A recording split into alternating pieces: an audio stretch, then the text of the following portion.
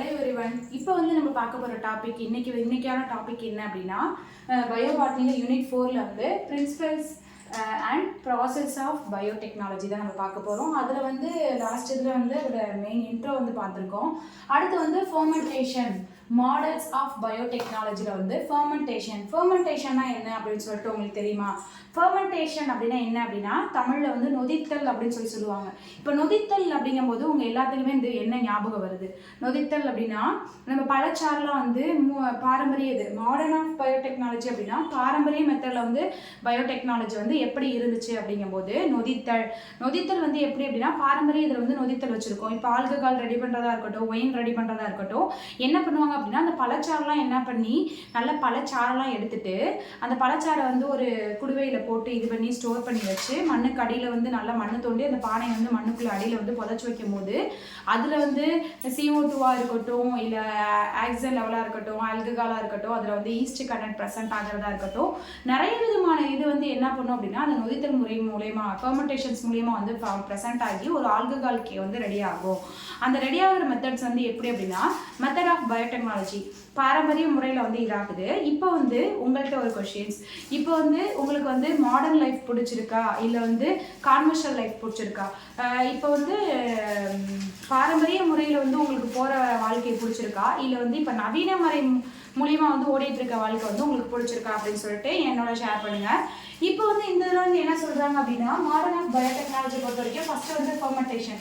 அந்த ஃபெர்மெண்டேஷன்ஸ் எப்படி நடக்குது அப்படின்னா ஃபெர்மெண்டேஷன் ஃபுல்லாகவே ஒரு இதில் எல்லாமே பழச்சாறு எல்லாத்தையுமே ஒரு அப்ஸ்ட்ரீம் அண்ட் டவுன் ஸ்ட்ரீம் ப்ராசஸில் கொண்டு போகும்போது அந்த இதில் என்னென்னலாம் அடுத்தடுத்து கொண்டு போகிறாங்க அப்படின்னா இப்போ இந்த ரெண்டு மெத்தட் மூலியமா அப்ஸ்ட்ரீம் அப்படின்னா என்ன அப்படின்னா டவுன் ஸ்ட்ரீம் அப்படின்னா என்ன ப்ராசஸ் அப்படின்னா ஒரு சிலிண்ட்ரிக்கல் மெத்தட்ஸை வச்சிருந்து இப்போ அப்ஸ்ட்ரீம் ப்ராசஸ் மூலயமா என்ன ஆகும் அப்படின்னா அந்த எவாப்ரேட் அந்த சிலிண்டர் மூலியமா அந்த ஒரு குக்கர் மாதிரி வச்சிருந்து அதோட அப்ஸ்ட்ரீம் ப்ராசஸ் எல்லாமே அதோட ப்ரெஷர் மூலியமா ரிலீஸ் ஆகுறது. டவுன் ஸ்ட்ரீம் ப்ராசஸ் மூலியமா என்ன ஆகும் அப்படின்னா அந்த இதுக்குள்ள என்னென்ன கண்டென்ட்லாம் வச்சிருக்கோமோ எல்லாத்தையுமே என்ன பண்ணும் அப்படின்னா பாக்டீரியாவாக இருக்கட்டும், வேற வைரஸஸாக இருக்கட்டும், என்னமோ ஏதாவது ஒரு இது ப்ரெசென்ட் ஆகியிருந்துச்சு அந்த இதில் அப்படின்னா அதை ஃபுல்லாகவே கில் பண்ணி விட்டுறது எல்லாமே என்னன்னா டவுன் ஸ்ட்ரீம் ப்ராசஸில் நடக்குது.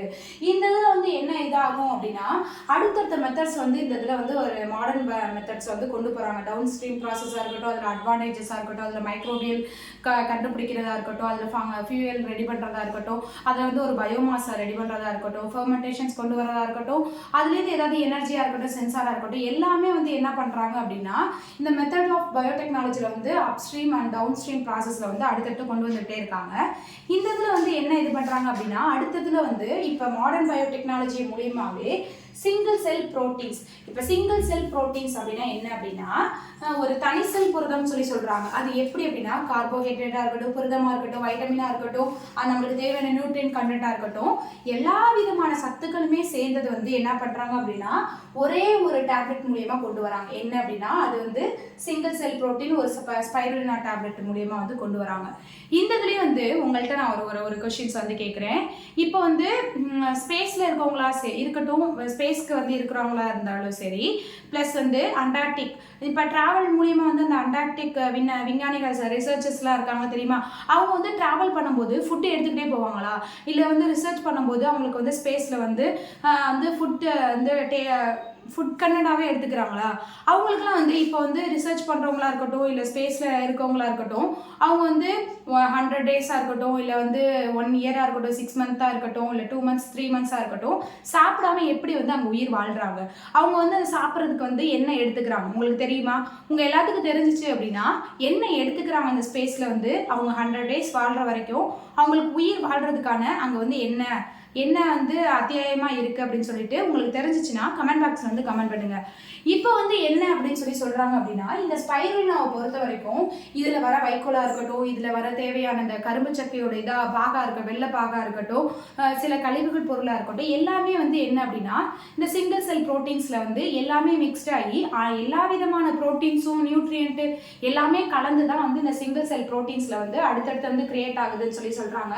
இந்த சிங்கிள் செல் ப்ரோட்டீன்ஸை பொறுத்த வரைக்கும் ஒரு சின்ன டேப்லெட்ஸ் மாதிரி ரெடி பண்ணுறாங்க. அந்த டேப்லெட்ஸில் என்ன இதாகும் அப்படின்னா ப்ரோட்டீனாக இருக்கட்டும், இதாக இருக்கட்டும், கார்போஹைட்ரேட்டாக இருக்கட்டும், எல்லாமே வந்து அடுத்தடுத்து என்ன ஆகுது அப்படின்னா அடுத்தடுத்து மிக்ஸ் ஆகி இது பண்ணி இந்த சிங்கிள் செல் ப்ரோட்டீன்ஸ் வந்து என்ன பண்ணுறாங்க அப்படின்னா ஒரே ஒரு டேப்லெட்டாக ரெடி பண்ணி இப்போ ரிசர்ச் பண்ணுறவங்களா இருக்கட்டும், இல்லை வந்து விஞ்ஞானிகளாக இருக்கட்டும், இல்லை வந்து ஒரு ஸ்பேஸ்லேருந்து இன்னொரு ஸ்பேஸ்க்கு போகிறவங்களா இருக்கட்டும், எல்லாமே இந்த ஒரு டேப்லெட்டை எடுத்துகிட்டு போய் தான் என்ன பண்ணுறாங்க அப்படின்னா ஃபுல் அண்ட் ஃபுல் உயிர் வாழ்கிறாங்க.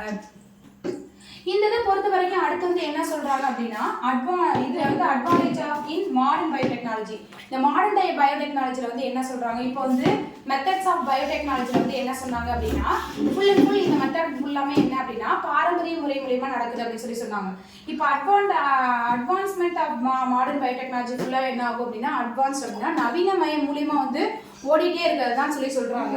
இந்த இதில் வந்து என்னென்னலாம் இதாகுது அப்படின்னா டிஎன்ஏ, வெக்டார், ஜீன் டிரான்ஸ்ஃபர். ஒரு டிஎன்ஏ வந்து கட் பண்ணி இது பண்ணுறதா இருக்கட்டும், ஜீன் டிரான்ஸ்ஃபர் எடுக்கிறதா இருக்கட்டும், எல்லாத்தையுமே வந்து என்ன இது பண்ணுறாங்க அப்படின்னா அடுத்தடுத்து வந்து மாடர்ன் பயோடெக்னாலஜி மூலியமாக தான் கொண்டு போயிட்டே இருக்காங்க. இந்த இதில் வந்து ஜீன் டிரான்ஸ்ஃபர் பண்ணுறாங்க.